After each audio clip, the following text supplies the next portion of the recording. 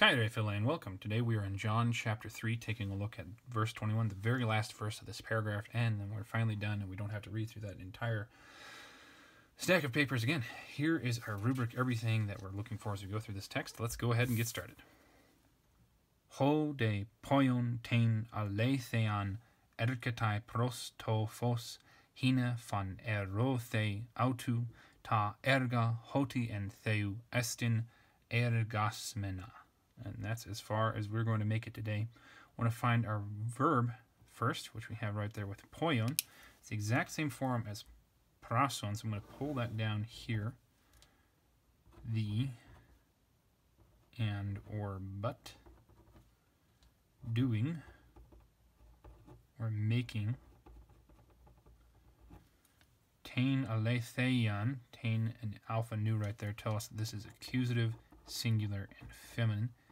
The truth, erketai, exact same form as we saw right there, no need to parse it again. Come, pros to phos, exact same as this prepositional phrase right there, so that's nice and easy, no need to parse again. To or toward, the light, ina, hina that is, another purpose clause right here.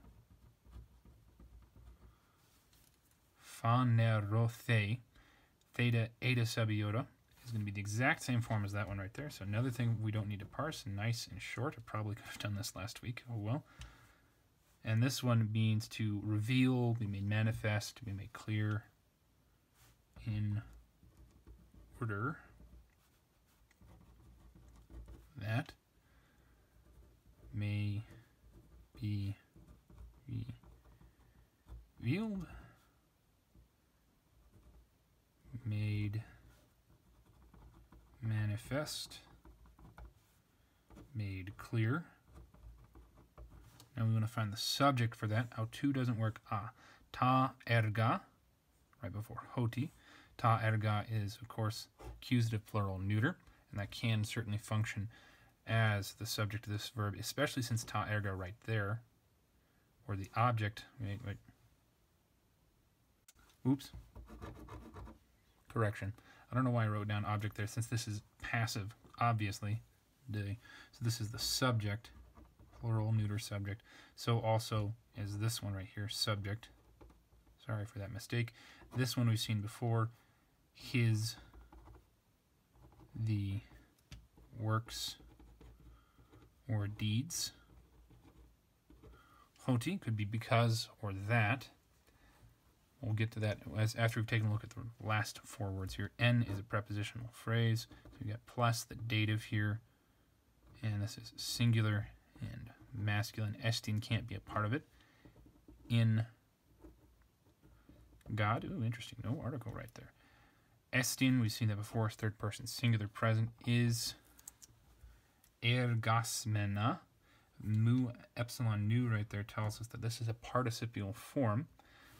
That alpha right there should point us immediately back to ta erga. So this is going to be modifying that. So this is nominative plural. This is ergeo. I don't remember the principal parts, but this one is a perfect stem, I think. Nominative plural, neuter, perfect. This is middle passive or deponent. All right, checking my notes over here. It says deponent, so that's what I'm going to have to go with. Deponent, participle. So with estin and this participle next to each other, I think the way that we're supposed to treat this is actually as a pluperfect. So cross that out. And this one means worked, labored, done, performed. I would say had been worked, labored, done, performed, in theu. So now we just need to figure out that or because. In order that his works may be revealed, because had been worked in God. That had been worked in God. I'm going to go with because.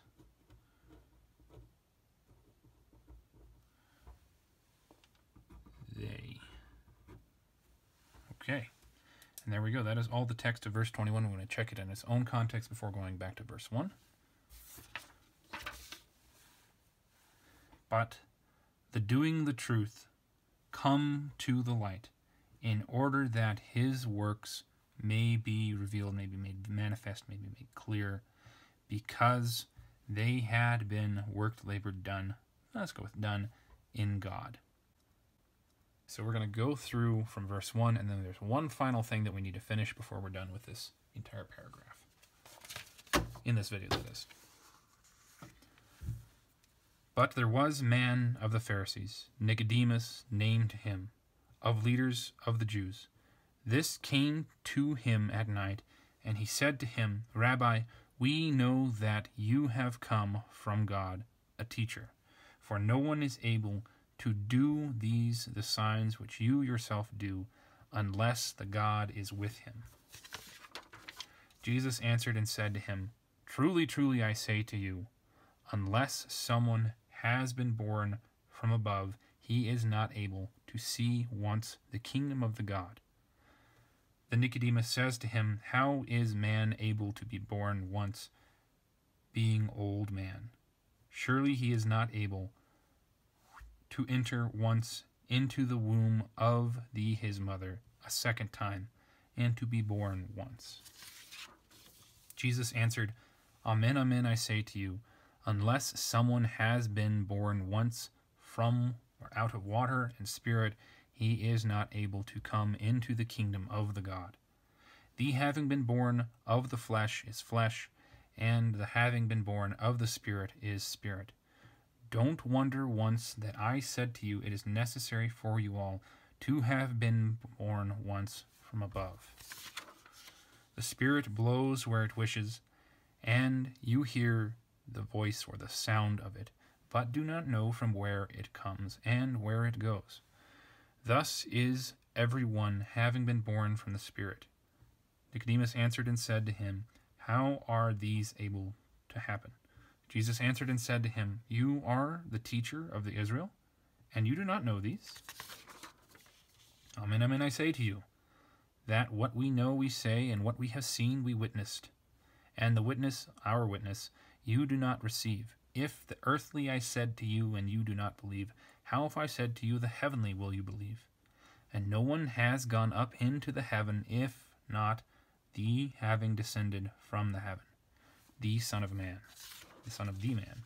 And just as Moses raised up the serpent in the wilderness, thus it is necessary for the Son of the Man to be raised once, in order that everyone believing in him may have life eternal. For thus the God loved the world, with the result that he gave the Son the only begotten, in order that everyone believing in him will not die, may not die, but may have life eternal. For the God did not send the Son into the world in order that he might judge the world, but in order that the world might be saved through him. The believing in him is not judged, and the not believing has already been judged, because he has not believed in the name of the only begotten Son of the God. And this is the judgment, that the light came into the world, and the men adored rather the darkness than the light, for there the works were evil, properly. For everyone, the doing vile things, bad things, wrong things, evil things, hates the light and does not come to the light, in order that the deeds of him may not be examined, tested, disgraced, or accused. And the doing the truth comes to the light, in order that his works may be made manifest, because they had been done in God. There we have it. We are finally done reading through this whole paragraph. We're finally done with this paragraph, save one thing.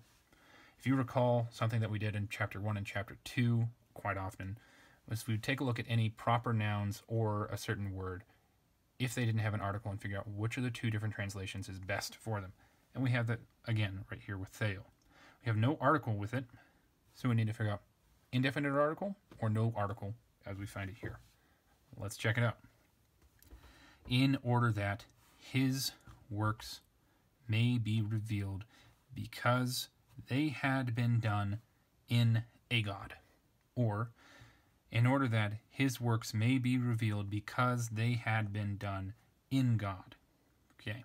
In a God, as with all previous times that we've looked at these sorts of things, allows for multiple different gods. It's indefinite. We don't know exactly who is being spoken about here. As we take the context of the entire previous paragraph, every time that God has appeared so far has been with an article. So we know that we're speaking about a definite God, the Jewish God, especially since Jesus here is speaking directly to a Jewish teacher, a prince of the Jews, according to the Latin. So, having an indefinite God, allowing for there to be multiple gods, as the Greeks or the Romans would, in the context with Nicodemus, in the context of John writing this book, right here, doesn't make any sense. We have had a very specific God in every single instance except this one. Now that is odd that we don't have an article here, but frankly, John only needed the article the first time. Every other time after that, the article was redundant. So not having it here, I see no problem with that. Translating this with an indefinite article in English would be wrong. It would be unfaithful to the text. It would change the meaning of what's going on here. It would be denying the culture back then, especially the two men involved in this conversation. So, if I haven't drilled this in enough yet, indefinite article with theos in the book of John, whether it be chapter 1, chapter 2, chapter 3, chapter 20-something, I think in every instance it will be the incorrect choice. Based on context of the entire book, based on culture, all of that.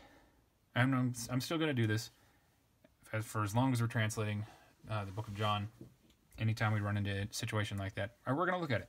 As maybe, just maybe, there will come a time where theos is intended as a indefinite. But I don't think so.